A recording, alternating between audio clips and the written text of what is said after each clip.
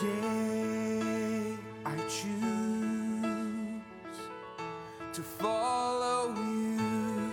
Good morning. It's Friday, the 19th of August, and we've got a family camp this weekend starting this afternoon, going through Sunday, and I'm so looking forward to it. It's first time in 3 years, thanks to COVID, that we're getting together as a couple of congregations, and we're going to be spending time with the Lord the whole weekend as families, family values, good Christian preaching, good holiness preaching, and a time of encouragement.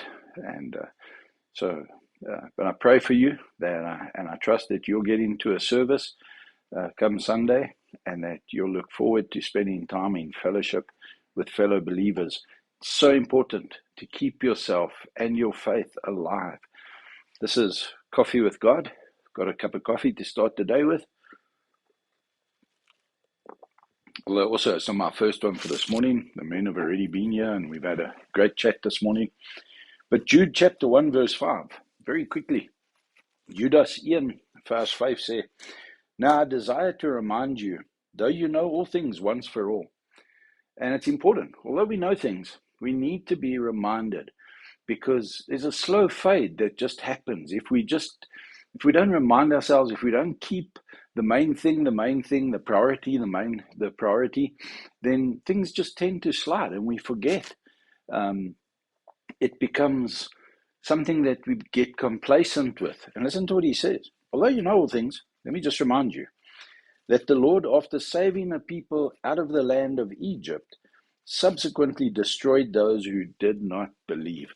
And he saved the whole nation, and the whole nation was taken out after 10 incredible plagues that eventually broke them free, and they saw the wonders of the Lord happening in their lives. And then he led them through the Red Sea, the Egyptian army wiped out, into the wilderness. And although he provided water, he provided food, he provided bread, then he manna, then he provided quail, and he provided for them. There was a pillar of fire by night and a cloud by day. So the presence of the Lord was real, tangible. It was something that could be seen in their midst the whole time. Their leader Moses went into the tent of meeting, and the cloud descended, and he would come out and let them know that the Lord had spoken to him. He went up the mountain, he received the 10 commandments, came down, went up a second time, came down. They were in the presence and under the leadership of very spiritual people at the time.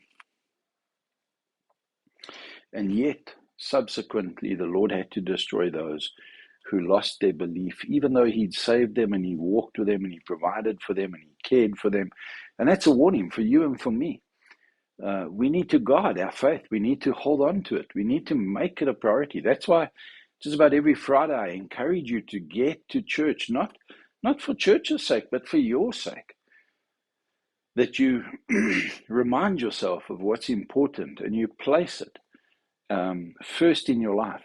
You know, we have opportunity to choose what is first in our lives. And, well, if Monday is the first day of your week, then your work and your money and your career and provision is your first priority. If Friday night, the start of the weekend, and the jol and the braai and the lekker kuier sessies, as dit jou eerste prioriteit is, dan is dit vermaaklikheid en geluk is jou eerste prioriteit in die lewe.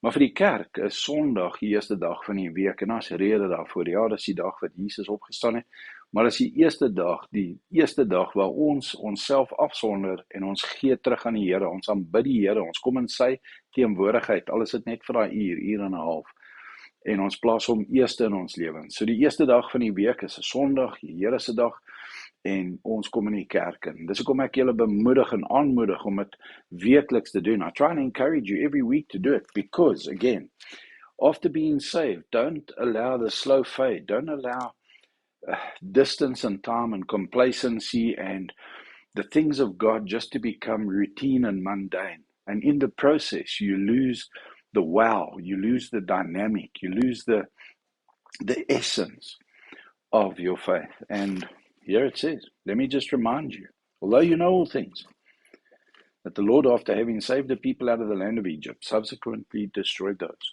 who didn't believe. Don't be one of those who knows and tastes the goodness and the value and the blessing and the grace of God, and then who subsequently loses it. Hold on to that which is precious and dear to you, and make it a priority for its sake. Not for the sake of other people, not for the sake of being seen, not for your name, but for your soul's sake. May I encourage you. Have a wonderful, wonderful Friday. Think of us as we camp on family camp in Middleburg. And Lord willing, see you Monday morning for Coffee with God again.